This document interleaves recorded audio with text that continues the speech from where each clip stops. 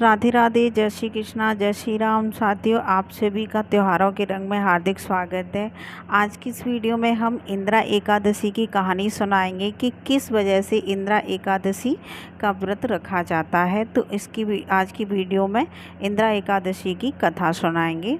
साथियों, चैनल पर पहली बार आएँ तो प्लीज़ चैनल को सब्सक्राइब कर लें और बेल आइकन को ऑन कर लें। वीडियो पसंद आए तो एक लाइक ज़रूर करें। चैनल पर पहली बार आएँ तो प्लीज़ चैनल को सब्सक्राइब कर लें।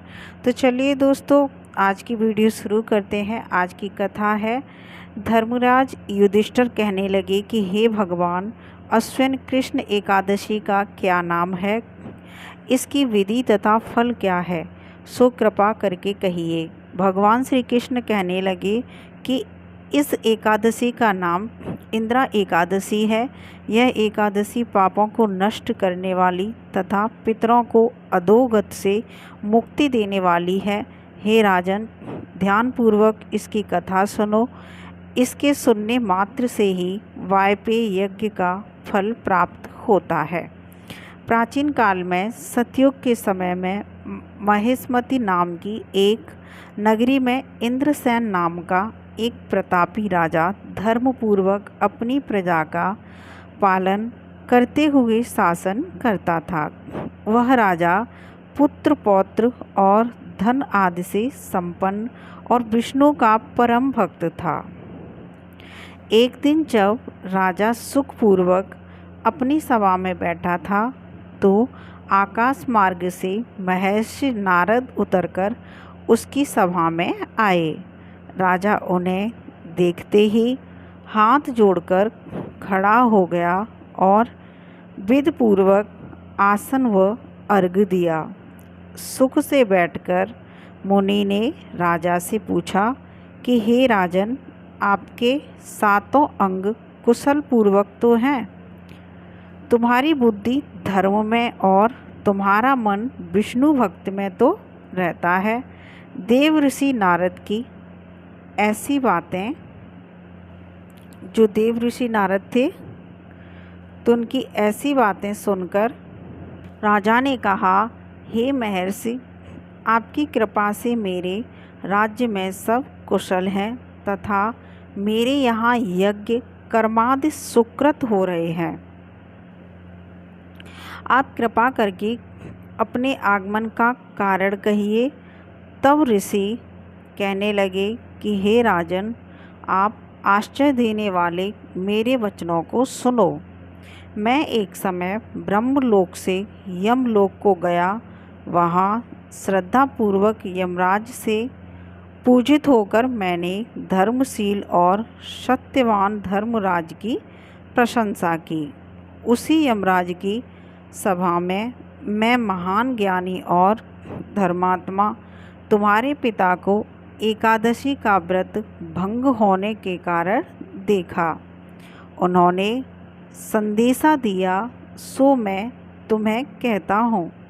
उन्होंने कहा कि पूर्व जन्म में कोई विघ्न हो जाने के कारण मैं यमराज के निकट रह रहा हूँ।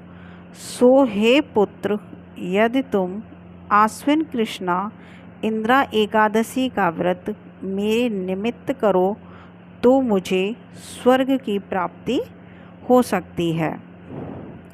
इतना सुनकर राजा कहने लगा कि हे महर्षि, आप इस व्रत की विधि मुझसे कहिए। नारद जी कहने लगे, आश्विन माह की कृष्ण पक्ष की दशमी के दिन प्रातःकाल श्रद्धापूर्वक स्नानादि से निवृत्त होकर पुनः दोपहर को नदी आदि में जाकर स्नान करें।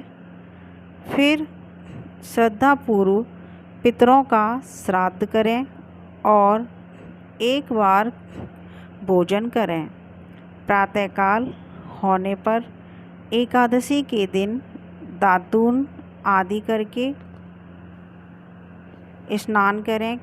फिर व्रत के नियमों को भक्तिपूर्वक ग्रहण करता हुआ प्रतिज्ञा करें कि मैं आज संपूर्ण भोगों को त्याग कर निराहार एकादशी का व्रत करूँगा। हे अच्युत, हे पुंडरीकाक्ष, मैं आपकी शरण हूँ, आप मेरी रक्षा कीजिए। इस प्रकार नियम पूर्वक शालिग्राम की मूर्ति के आगे विधिपूर्वक श्राद्ध करके योग्य ब्राह्मणों को फलाहार का भोजन कराएं और दक्षिणा दें। पितरों के श्राद्ध से जो बच जाए उसको सूंघ कर गौ को दें तथा धूप, दीप, गंध, पुष्प, नैवेद्य आदि सब सामग्री से ऋषिकेश भगवान का पूजन करें। रात में भगवान के निकट जागरण करें। इसके पश्चात द्वादशी के दिन प्रातःकाल होने पर भगवान का पूजन करके ब्राह्मणों को भोजन कराएं। भाई बंधुओं, स्त्री और पुत्र सहित आप भी मौन होकर भोजन करें।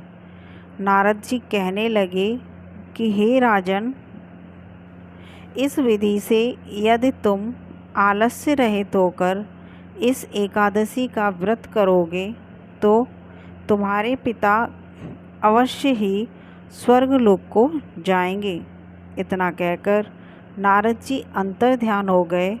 नारद जी के कथान अनुसार राजा द्वारा अपने बांधवों द्वारा तथा दासों सहित व्रत करने से आकाश से पुष्प वर्षा हुई और उस राजा का पिता गरुड़ पर चढ़कर विष्णु लोक को गया। राजा इंद्रसेन भी एकादशी के व्रत के प्रभाव से निष्कंटक राज्य करके अंत में अपने पुत्र को सिंहासन पर बैठाकर स्वर्गलोक को चला गया। हे युधिष्ठिर, यह इंद्रा एकादशी के व्रत का महात्म्य मैंने तुमसे कहा है। इसके पढ़ने और सुनने से मनुष्य सब पापों से छूट जाते हैं और सब प्रकार के भोगों को भोगकर वैकुंठ को प्राप्त होते हैं। तो साथियों, ये थी इंद्रा एकादशी की कथा। मैंने आप सभी लोगों को इंद्रा एकादशी की संपूर्ण कथा सुनाई है। अगर आप सभी लोगों को कथा पसंद आई हो तो एक लाइक ज़रूर करें। चैनल पर पहली बार आएँ तो प्लीज़ चैनल को सब्सक्राइब कर लें, जिससे कि जब भी मेरे चैनल पर कोई नई वीडियो डाली जाए तो सबसे पहले आप सभी को वह वीडियो मिल सके।